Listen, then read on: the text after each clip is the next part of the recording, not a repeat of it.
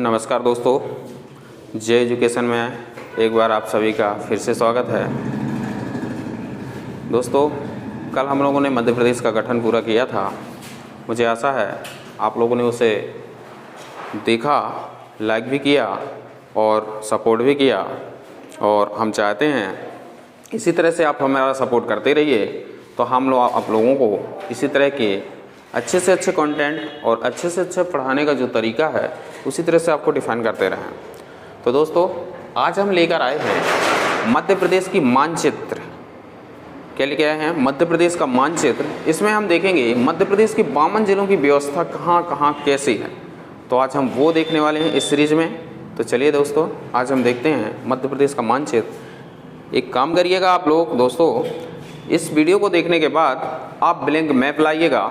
Blank map को जैसे जैसे मैं अपनी इस वीडियो में जिले बनाता जाता हूँ, उस ब्लैंक मैप में आप एमपी के राजनीतिक मैप लाना है, प्राकृतिक नहीं लाना है, आपको राजनीतिक लाना है।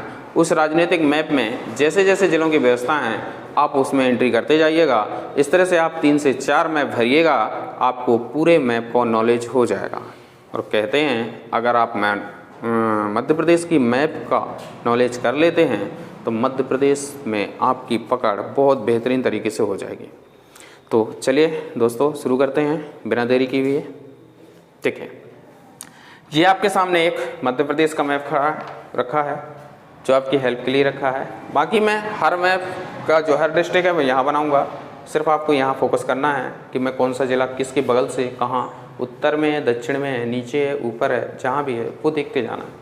और हो सके तो मैप ले आइएगा और मैप आप साथ साथ में मेरे भरते जाइएगा, तो आप लोगों को ये चीज़ें क्लियर हो जाएंगी और जिलों की हर एक ज़िले की स्थिति आप समझ सकेंगे।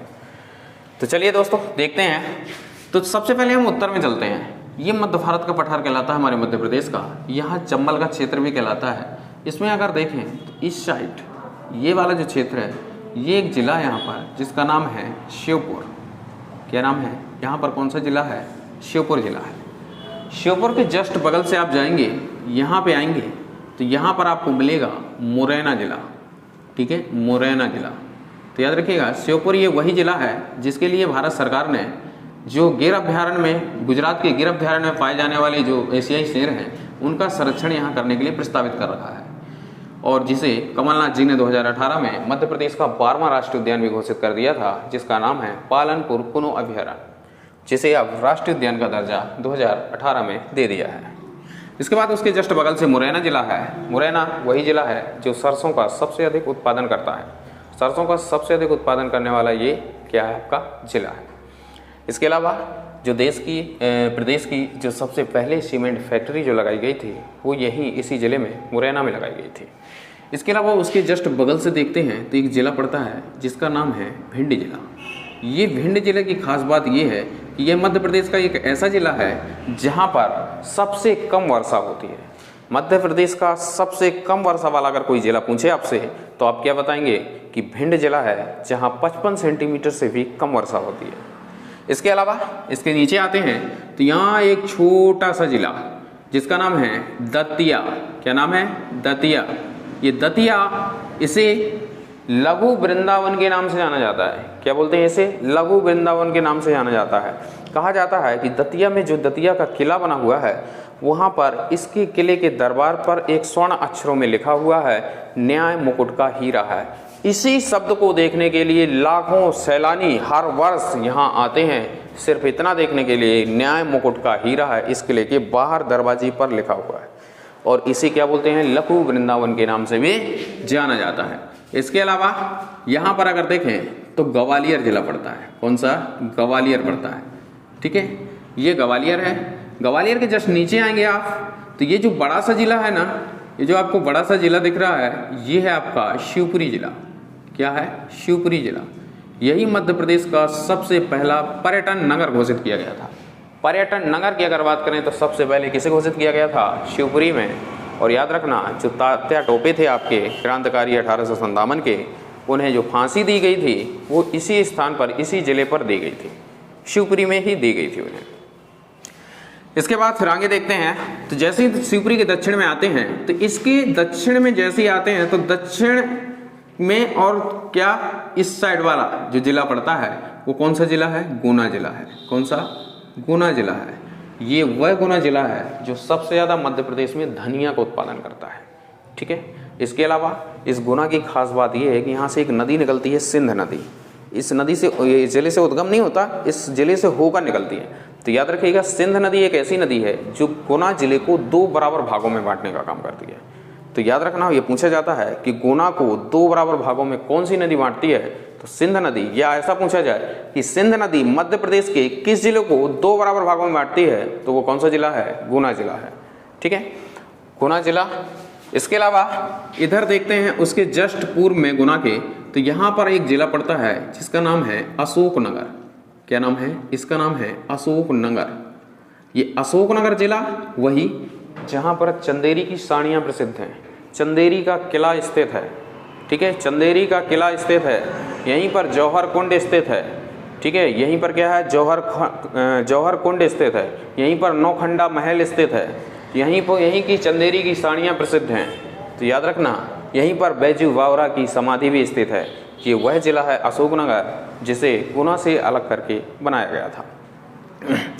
इसके बाद दोस्तों यहाँ देखते हैं, इधर आएंगे आप तो यहाँ एक बड़ा सा जिला दिखेगा आपको। इसका नाम है टीकमगढ़। क्या नाम है? टीकमगढ़। ये टीकमगढ़ जो जिला है, इस जिले से एक 2018 में एक छोटा सा जिला निकाल के बनाया गया था जिसका नाम है निवाड़ी जिला। क्या नाम है? निवाड़ी। ये निवाड़ी जिला जो है ना, ये मध्य प्रदेश का 52वां जिला कमलनाथ जी ने बनाया था 1 अक्टूबर 2018 को, अभी बनाया है। तो इस जिले में अगर देखें तो एक धरोहर स्थल है मध्य प्रदेश की, ओरछा, जहां पर राम राजा का मंदिर स्थित हुए। ये राम राजा का जो मंदिर है ये बहुत प्रसिद्ध है। यहाँ से निकलती है बेतवा नदी, और ये बहुत ज़्यादा पूछा जाता है कि ओरछा शहर किस नदी के किनारे स्थित है? तो याद रखिएगा, यह किस नदी किनारे है? बेतवा नदी के किनारे स्थित। याद रखिएगा, यह निवाड़ी एक ऐसा जिला है जहाँ ओरछा नामक स्थान पर चंद्रशेखर आजाद का शहीद स्मारक स्थित है। लेकिन वो जो शहीद स्मारक है ना, वहाँ पर सताल नदी निकलती है। कौन सी? सताल नदी। तो सताल नदी के किनारे चंद्रशेखर आजाद का शहीद स्मारक स्थित है। कहाँ? ओरछा में। वह कौन सा जिला पड़ता है? आपका निवाड़ी जिला पड़ता है। तो और ये भी पूछा जाता है कि निवाड़ी किस जिले से को काट करके बनाया गया था? तो टीकमगढ़ जो जिला था उससे काट करके निवाड़ी बनाया गया था। इसमें मुख्य रूप से 2 तहसीलें आती हैं, एक तो खुद निवाड़ी आती है और एक आती है पृथ्वीपुर। इसके जो पहले कलेक्टर बनाए गए थे, मुकेश कुमार बनाए गए थे। ठीक है, कौन बनाए गए थे? मुकेश कुमार बनाए गए थे। ठीक है, तो आगे देखते हैं अगला जिला आता है छतरपुर। छतरपुर जो जिला है, यहाँ पर अगर देखें तो ये जो छतरपुर जिला है, इस छतरपुर में आपने देखा होगा मध्य प्रदेश का एक यूनेस्को में शामिल एक विरासत स्थल स्थित है जिसका नाम है खजुराहो। वो खजुराहो के मंदिर जिन्हें चंदेलों ने 950 से 1050 ईस्वी में बनाया था, इसे 1986 में विश्व विरासत स्थल में शामिल किया गया था। ठीक है, तो ये छतरपुर वही है जहाँ जल विहार का मेला दीपावली के पहले 1 हफ्ते पहले लगाया जाता है। ठीक है, यहाँ लगता है, तो ये वही छतरपुर है। इसके बाद अगर देखें उसके बगल का जिला, तो आपका जिला कौन सा? पन्ना आता है। पन्ना वही जिला जो क्या है, जो किस लिए प्रसिद्ध है? हीरे के लिए जाना जाता है। ठीक है, हीरे के लिए। इसके अलावा इसमें कुछ अगर खास बात देखें तो ग्रेनाइट का भी उत्पादन यहाँ पर किया जाता है। ये ग्रेनाइट का उत्पादन भी करता है पन्ना जिला। और इसके अलावा इस जिले में और छतरपुर जिले दोनों की सीमा पर यहाँ पर केन अभ्यारण्य स्थित है, जहाँ पर घड़ियाल के साथ साथ मगरमच्छ का भी संरक्षण किया जा रहा है। ठीक है, तो याद रखिएगा, जो केन नदी है वो पन्ना जिले से गुजरती है, लेकिन पन्ना शहर से नहीं गुजरती है। ठीक है, इसके अलावा आगे देखेंगे, आगे अगर बढ़ते हैं हम तो ये बड़ा सा जिला पड़ता है सतना। कौन सा है? सतना। यही सतना जिस पर एक पर्यटन स्थल चित्रकूट आता है। चित्रकूट ये क्या है? एक धार्मिक स्थल के रूप में इसे घोषित किया गया है, और ये किस जिले में स्थित है? सतना जिले में स्थित है। ठीक है, चित्रकूट। तो चित्रकूट वही है जो कहा जाता है कि जब राम ने वनवास किया था तब ये 12 वर्ष का जो समय बिताया था वो इसी स्थान पर बिताया था। इसके अलावा सतना मध्य प्रदेश का सबसे अधिक गेरू उत्पादक जिला है। गेरू और चूना के उत्पादन में ये अपना स्थान रखता है। ठीक है, इसके अलावा यहाँ एक सीमेंट फैक्ट्री 1959 में स्थापित की गई थी, जो बिरला नाम से यहाँ पर चलाई जा रही है। इसके अलावा अगर आप जाएंगे तो इसके यहाँ पूर्व में देखेंगे तो ये यहाँ पड़ता है रीवा जिला। कौन सा जिला पड़ता है? रीवा। यहीं पर एक यूनिवर्सिटी स्थित है जिसका नाम है अवधेश प्रताप सिंह यूनिवर्सिटी। इसे सफ़ेद शेरों की भूमि कहा जाता है। क्या बोला जाता है इसे? सफ़ेद शेरों की भूमि कहा जाता है। ठीक है, तो ये सफ़ेद शेरों की क्या है? भूमि है।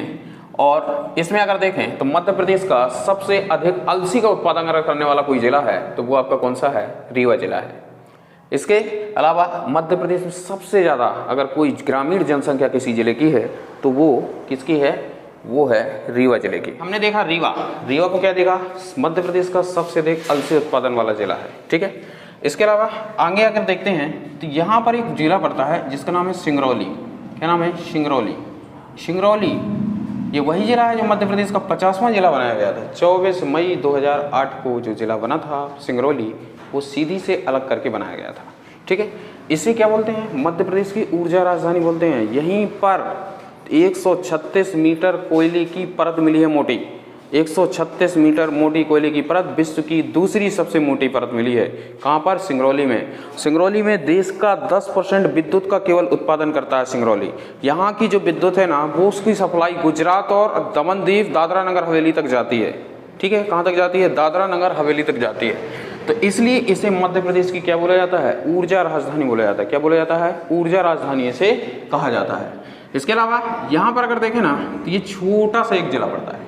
ठीक है, क्या पड़ता है? सीधी। जितना जिला है उतना नाम ही है 2 अक्षर का, सीधी। सीधी जो जिला है ना, यहाँ पर क्या होता है? यहाँ पर कुछ खास नहीं, पर यहाँ पर आप याद रखिएगा संजय गांधी राष्ट्रीय उद्यान है जिसका पुराना नाम डुबरी राष्ट्रीय उद्यान हुआ करता था।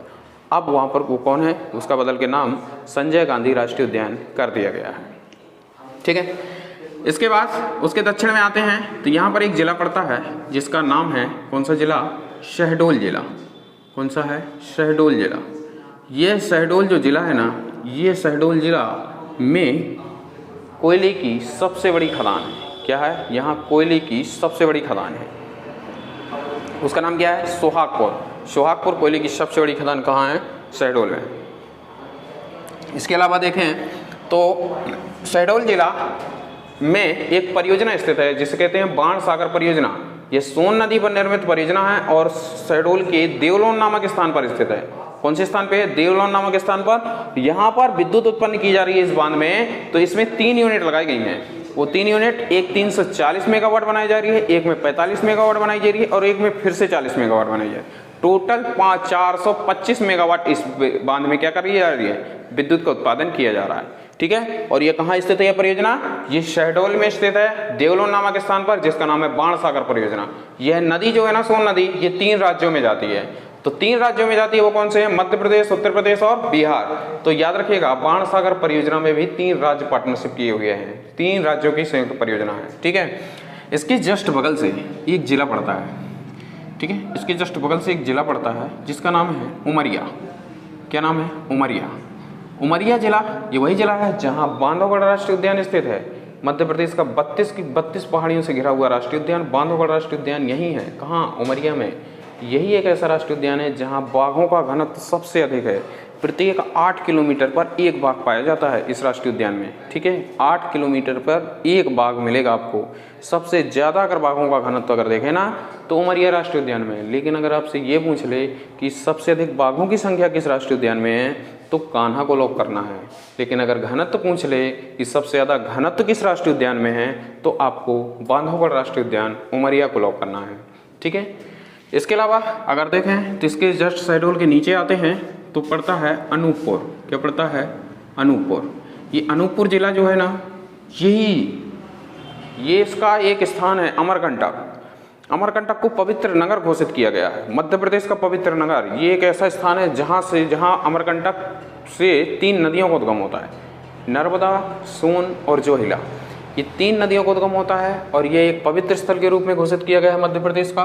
तो याद रखिएगा अनूपपुर। और यहाँ पर याद रखिएगा अमरकंटक में बॉक्साइट का उत्पादन होता है। क्या है? और यहाँ पर एक अमरकंटक में जनजातीय विश्वविद्यालय भी स्थित है। क्या है? जनजातीय विश्वविद्यालय भी स्थित है। इसके जस्ट दक्षिण में आप जाइए, इसके दक्षिण में आप जाएंगे तो यहाँ पर आपको मिलेगा डिंडोरी। कौन मिलेगा? डिंडोरी जिला। तो देखिए डिंडोरी ये वही जिला है जहाँ मध्य प्रदेश का सबसे छोटा राष्ट्रीय उद्यान स्थित है। क्या है? यहाँ सबसे छोटा राष्ट्रीय उद्यान स्थित है।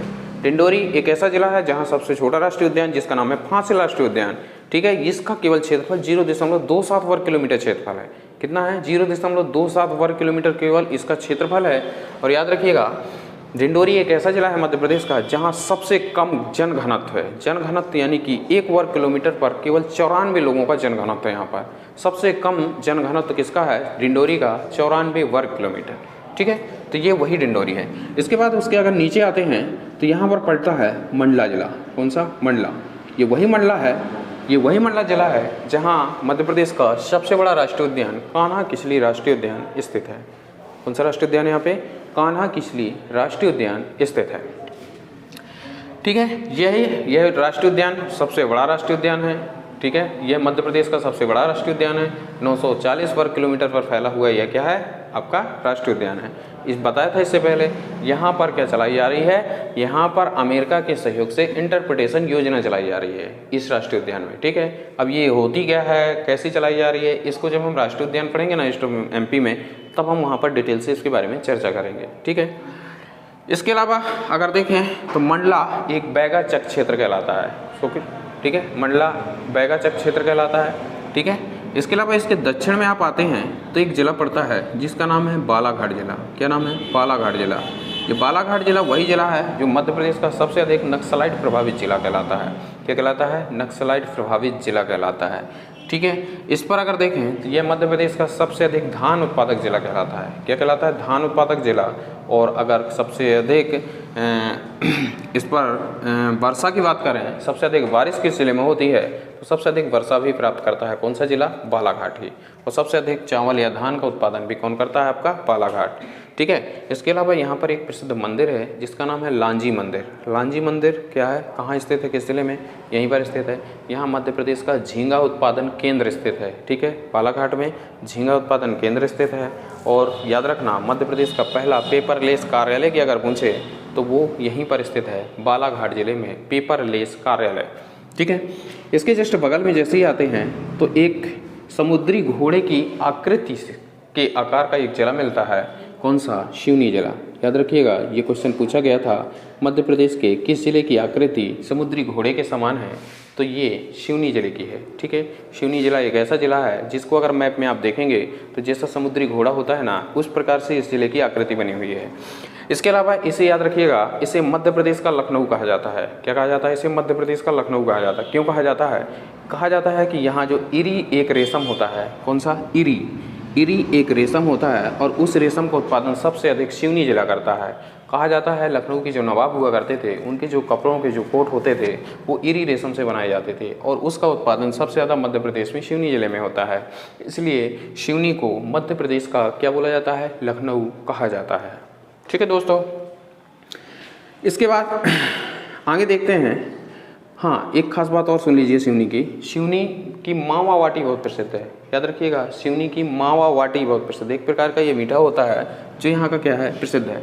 इसके अलावा यहाँ काली मूछ का चावल, याद रखिएगा सिवनी जिले का काली मूछ का चावल बहुत प्रसिद्ध है, ठीक है। काली मूछ का चावल और मावा बाटी क्षेत्र, ये क्या है? मावा बाटी सिवनी जिले की हैं। इसके बाद आते हैं छिंदवाड़ा जिला। कौन सा आता है? छिंदवाड़ा जिला। छिंदवाड़ा जिला ये वही जिला है जहाँ पर शक्कर नदी बहती है। शक्कर नर्मदा की सहायक नदी है। यह मध्य प्रदेश का सबसे बड़ा क्षेत्रफल में जिला है। सबसे बड़ा क्षेत्रफल की दृष्टि से जिला कौन सा है? छिंदवाड़ा है। याद रखिएगा छिंदवाड़ा जिले में पेंच नदी बहती है। कौन सी नदी बहती है? पेंच नदी बहती है। और छिंदवाड़ा और सिवनी की सीमा पर एक राष्ट्रीय उद्यान भी स्थित है जिसका नाम है पेंच राष्ट्रीय उद्यान। वह कहाँ मिलेगा आपको? छिंदवाड़ा में मिलेगा, ठीक है दोस्तों। इसके अलावा अगर आगे देखें तो आपके जो इससे पहले के जो मुख्यमंत्री थे, कौन से? कमलनाथ जी, वो भी इसी ज़िले से थे। कौन से? छिंदवाड़ा ज़िले से हैं। तो इसके अलावा अगला ज़िला देखते हैं बैतूल ज़िला। ये बैतूल ज़िला वही ज़िला है जहाँ से ताप्ती नदी आपकी निकलती है। कौन सी नदी निकलती है? ताप्ती नदी। यहाँ से निकलने के बाद सीधे पश्चिम में जाती हुई ये नदी जाके गुजरात से होती हुई अरब सागर में खम्मात की खाड़ी में अपना समापन कर देती है, ठीक है। तो ये वो इस नदी का जो उद्गम होता है वो यहीं से होता है। वो अगर स्थान की बात करें तो बैतूल में एक स्थान है मुल्ताई। मुल्ताई नामक स्थान से क्या होती है? आपकी ताप्ती नदी निकलती है। इसके अलावा यहाँ पे अगर देखें तो वर्धा नदी भी निकलती है। वर्धा जो आगे जा कर के बैनगंगा में मिलती है और जिस स्थान पे मिलती है उसे बोलते हैं प्राणहिता। प्राणहिता नाम से यह नदी आगे बढ़ती है और जाती है तेलंगाना में गोदावरी में अपना समापन करती है। जो गोदावरी नदी इसका पानी लेकर के जाती है बंगाल की खाड़ी, जा कर के आंध्र प्रदेश में बंगाल की खाड़ी में सबका क्या कर देती है, समापन कर देती है। तो ये जो बैतूल है, ये बैतूल एक ऐसा ज़िला है जो ग्रेफाइट का उत्पादन करता है, एकमात्र ऐसा ज़िला है जो टिन का उत्पादन करता है। ठीक है, तो ये ऐसे एक ज़िले हैं बैतूल। इसके अलावा आप याद रखिएगा यूरेनियम की जो मध्य प्रदेश में खदानें हैं वो छतरपुर और शहडोल में हैं। इसके अलावा अगर तीसरी जगह यूरेनियम का पैता कहीं लगाया गया है तो वो भैंसादेही का नाम सुना होगा। भैंसादेही का जो पठार है वो बैतूल में स्थित है। तो ये जो भैंसादेही का पठार है वहाँ पर हवाई सर्वे द्वारा किया गया है, तो वहाँ पर देखा गया है कि बैतूल में यूरेनियम के जो भंडार हैं वो देखे जा रहे हैं। तो शायद है कि ऐसा लग रहा है कि भविष्य में जो यूरेनियम के भंडार निकलने वाले हैं वो बैतूल ज़िले में निकलने वाले हैं। इसके अलावा आगे देखते हैं तो यहाँ एक छोटा सा ज़िला पड़ता है जिसका नाम है हरदा ज़िला। ये हरदा जो ज़िला है ना, कौन सा ज़िला है, हरदा ज़िला। ये हरदा जो ज़िला है ना, ये सबसे छोटा ज़िला एक टाइम पे हुआ करता था, लेकिन अब निवाड़ी ने इसका स्थान ले लिया है। तो याद रखिएगा हरदा एक ऐसा ज़िला है जहाँ पर 1933 में गांधी जी ने यहाँ की यात्रा की थी। याद रखिएगा, पूछा जाता है क्वेश्चन कि मध्य प्रदेश के हरदा जिले की गांधी जी ने कब यात्रा की थी, तो 1933 में की थी।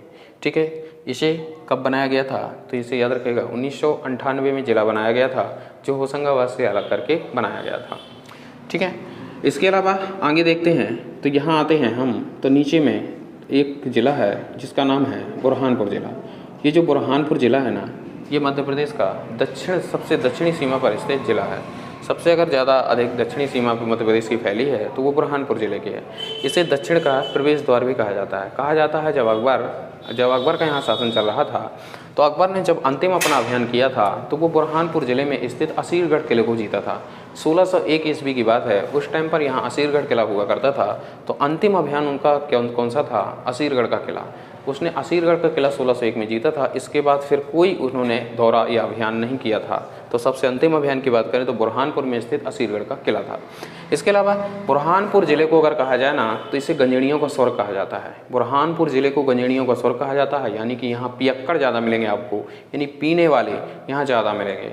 जैसे आप लोगों के यहाँ कोई ऐसा आता है ना, कोई अतिथि आता है, कोई भी फ्रेंड सर्कल में कोई भी आता है तो आप उसको वेलकम करने के लिए क्या करते हैं, चाय वगैरह पिलाते हैं। यहाँ पे लोगों को वेलकम करने के लिए गांजा पिलाते हैं। ठीक है, इतने ज़्यादा यहाँ पियक्कड़ मिलते हैं, मतलब हर घर में तुमको यहाँ पर मिलेगा। तो इसलिए इसे गंजेड़ियों का स्वर्ग कहा जाता है। ठीक है, इसके अलावा अगर इस बुरहानपुर को देखें तो इस बुरहानपुर में याद रखना मध्य प्रदेश का सबसे पहला चांदनी ताप विद्युत केंद्र खोला गया था। और एक क्वेश्चन बहुत इंपॉर्टेंट यहाँ से आता है, अखबारी कागज़ बनाने का कारखाना कहाँ स्थित है, तो वो बुरहानपुर का नेपा नगर है। वहाँ पर क्या है, अखबारी कागज़ बनाने का कारखाना भी स्थित किया गया है। इसके अलावा आगे देखते हैं तो उसके जस्ट ऊपर आता है कौन सा, खंडवा जिला। कौन सा आता है, खंडवा जिला। ये खंडवा जिला कौन सा है, ये खंडवा जिला वही जिला है जो गांजा का उत्पादन करता है। उत्पादन ये करता है, पीते ये लोग हैं। याद रखिएगा, उत्पादन ये करता है, पीते ये लोग हैं। ठीक है, इन्हें स्वर्ग बोलते हैं, ये करते हैं, ये पीते हैं। अब आप लोग सोच रहे हैं कि ये लोग उत्पादन करते हैं, पुलिस नहीं पकड़ती होगी? नहीं करती, क्योंकि गांजा एक ऐसी चीज़ है जिसे औषधीय पदार्थों में यूज किया जाता है। तो इस ज़िले में शासन ने इन लोगों को छूट दे रखी है, ये लोग इसका उत्पादन कर सकते हैं, यानी खेती कर सकते हैं। ठीक है, खंडवा जिला बहुत ही महत्वपूर्ण है। 12 ज्योतिर्लिंगों में से एक ज्योतिर्लिंग ओमकारेश्वर का नाम सुना होगा, वो आपका कहाँ है, खंडवा जिले में ही स्थित है। इसके अलावा यहाँ पर नर्मदा नदी पर स्थित 2 परियोजनाएं स्थित हैं। वो 2 परियोजना कौन सी, एक है इंदिरा सागर परियोजना, जिसका पुराना नाम क्या हुआ करता था, पुनासा परियोजना। पुनासा परियोजना पहले इसे नाम था, लेकिन 1984 में इंदिरा गांधी ने इसका उद्घाटन किया था, इसलिए इसका नाम बदल के पुनासा से क्या कर दिया गया, इंदिरा गांधी सागर बांध परियोजना। यह मध्य प्रदेश की सबसे बड़ी परियोजना है जो नर्मदा नदी पर बनी हुई है। इसमें 1000 मेगावाट विद्युत का उत्पादन किया जा रहा है। कितना, 1000 मेगावाट विद्युत का उत्पादन किया जा रहा है। यह मध्य प्रदेश की सबसे बड़ी परियोजना है। ठीक है, याद रखिएगा, नर्मदा नदी की सबसे बड़ी परियोजना नहीं है ये मध्य प्रदेश की सबसे बड़ी परियोजना है। ठीक है, इसके अलावा देखें तो दूसरी इसमें परियोजना बनी है ओमकारेश्वर परियोजना। ओमकारेश्वर परियोजना यह जो 12 ज्योतिर्लिंगों में से एक ज्योतिर्लिंग है, वहाँ पर यह निर्मित की गई है और इसे और इसे क्या किया गया है, इसे 12 ज्योतिर्लिंगों में से एक ज्योतिर्लिंग जो ओमकारेश्वर है, यहाँ पर 520 मेगावाट विद्युत का उत्पादन किया जा रहा है। तो हमने देखा क्या, खंडवा। ठीक है, अब इसके बाद देखते हैं उसका पड़ोसी जिला कौन सा है। उसका पड़ोसी जिला है खरगोन। खरगोन जिला, इसमें कुछ खास है? हाँ खास है। क्या खास है इसमें? ये खास है कि अगर आपसे पूछे कि मध्य प्रदेश में महेश्वर की जो साड़ियाँ हैं वो कहाँ हैं, या महेश्वर की जो साड़ियाँ प्रसिद्ध हैं वो कहाँ हैं, किस जिले में आती हैं, तो वो आपका कहाँ है, खरगोन जिले में। महेश्वर नाम से एक यहाँ पर नर्मदा नदी में परियोजना बनी हुई है जिसे बोलते हैं महेश्वर घाट परियोजना। क्या बोलते हैं इसे? महेश्वर घाट परियोजना। ठीक है, यहाँ पर एक जलप्रपात भी स्थित है नर्मदा नदी पर जिसे बोलते हैं सहस्त्रधारा जलप्रपात। और याद रखिएगा, खंडवा और खरगोन दो ऐसे जिले हैं जो कपास का उत्पादन करते हैं, इसलिए दोनों जिलों को सम्मिलित रूप से क्या बोलते हैं, सुनहरे जिले कहा जाता है। क्या बोला जाता है इन्हें? सुनहरे जिले कहा जाता है। ठीक है, इसके बाद जस्ट यहाँ आते हैं, उसके बगल से तो आता है जिला बड़वानी जिला। बड़वानी, इसकी कुछ खास बात है क्या? हाँ है। क्या है? मध्य प्रदेश का चावल अनुसंधान केंद्र अगर कोई पूछे तो वो कहाँ है? बड़वानी जिले में है। मध्य प्रदेश का पेरिस किसे कहते हैं? तो बड़वानी जिले को कहते हैं। ठीक है, मध्य प्रदेश का पेरिस किसे कहते हैं? बड़वानी जिला। भगवान आदिनाथ की जो 72 फीट की मूर्ति स्थापित है वो कहाँ है? आपके बड़वानी जिले में स्थित है। ठीक है, इसके बाद आगे देखते हैं तो ऊपर जाते हैं तो मिलता है आपको शिक्षा में सबसे पिछड़ा हुआ जिला कौन सा जिला? अलीराजपुर जिला। कौन सा है? अलीराजपुर जिला। अलीराजपुर की अगर बात करें तो भारत का सबसे कम शिक्षित जिला, मध्य प्रदेश का ही नहीं पूरे भारत में भारत का सबसे कम शिक्षित जिला, केवल 36.1% शिक्षा यहाँ पर पाई जाती है, वो कौन सा है? अलीराजपुर जिला है। ठीक है, आपने सुना होगा कि हमारे इतिहास में जो आधुनिक इतिहास था उसमें एक क्रांतिकारी आए थे, चंद्रशेखर आज़ाद। चंद्रशेखर आज़ाद का जन्म भाभरा नामक स्थान पर हुआ था और भाभरा का बदल के नाम रख दिया गया है क्या? चंद्रशेखर आज़ाद नगर। यही चंद्रशेखर आज़ाद नगर किस जिले में स्थित है? तो वो आपके अलीराजपुर जिले में स्थित है। ठीक है, इसके अलावा इसके जैसे उत्तर में जाते हैं तो आता है कौन सा? झाबुआ जिला। कौन सा आता है? झाबुआ जिला। झाबुआ ये वही जिला है, इस क्षेत्र में भील जनजाति की अधिकता पाई जाती है। और याद रखिएगा, भगोरिया हाट का मेला सुना होगा, भील जनजाति का एक प्रसिद्ध मेला है या त्यौहार है और उत्सव भी है उनका, और उनका नृत्य भी है। तो ये जो भगोरिया हाट का मेला लगता है वो झाबुआ जिले में लगता है। यह भारत का ही नहीं, यह विश्व प्रसिद्ध मेला लगता है। ठीक है, यहाँ पर क्या कहते हैं, ये भील जनजाति के जो लोग होते हैं यहाँ पर इनकी जो ये प्रथा चलती है, तो इसमें इस मेले में क्या करते हैं, इस जनजाति के लोग जाते हैं, बढ़िया तैयार होकर के युवक और युवतियाँ जाती हैं, उनके हाथ में गुलाल होता है। ये लोग क्या करते हैं, जब यहाँ पर जाते हैं तो जिस लड़के को जो लड़की पसंद आती है भील जनजाति की, उसके चेहरे में ये लोग गुलाल लगाते हैं। अगर उस लड़की के पास भी गुलाल रहता है, अगर उस लड़की ने उस लड़के के चेहरे पर भी गुलाल लगा दिया तो समझो उसे वो लड़का एक्सेप्ट है। अगर उसने उसका गुलाल अपने चेहरे से हटा दिया तो समझ लो उस लड़की ने उस लड़के को रिजेक्ट कर दिया है। इस तरह की ये प्रथा भील जनजाति में होती है और वो किस प्रथा के अंतर्गत की जाती है? भगोरिया हाट या भगोरिया त्यौहार या भगोरिया प्रथा के अंतर्गत किया जाता है। तो याद रखिएगा, ये क्वेश्चन पूछा जाता है कि भगोरिया किस जनजाति से संबंधित है, तो वो याद रखना भील जनजाति से संबंधित है। भील एक ऐसी जनजाति है जो मध्य प्रदेश में सबसे अधिक पाई जाती है। अगर कोई जनजाति है सबसे ज़्यादा तो भील जनजाति है। अगर समूह रूप में पूछे कि सबसे बड़ा समूह जनजाति का कौन सा है तो आपको गोंड लॉक करना है, लेकिन अगर सबसे ज़्यादा संख्या पूछे तो आपको भील लॉक करना है। इसके जस्ट ऊपर आप आइए तो एक जिला पड़ता है जिसका नाम है रतलाम जिला। रतलाम जो मध्य प्रदेश की सेव नगरी कहलाती है। आपने कभी रतलामी सेव खाए होंगे, ये वो वाला नमकीन वाला सेव है, फल वाला सेव की बात नहीं कर रहे हैं। रतलामी सेव है जिसे सेव नगरी के नाम से भी जाना जाता है। यही रतलाम है जहाँ पर रतलामी सेव आकर के बनते हैं। इस ज़िले से चम्बल नदी होकर को गुजरती है। ठीक है, और यहाँ पर एक अभ्यारण्य स्थित है जिसका नाम है सैलाना फ्लोरिकल अभ्यारण्य। ठीक है, जहाँ पर खरमोर पक्षी का क्या किया जा रहा है? संरक्षण किया जा रहा है।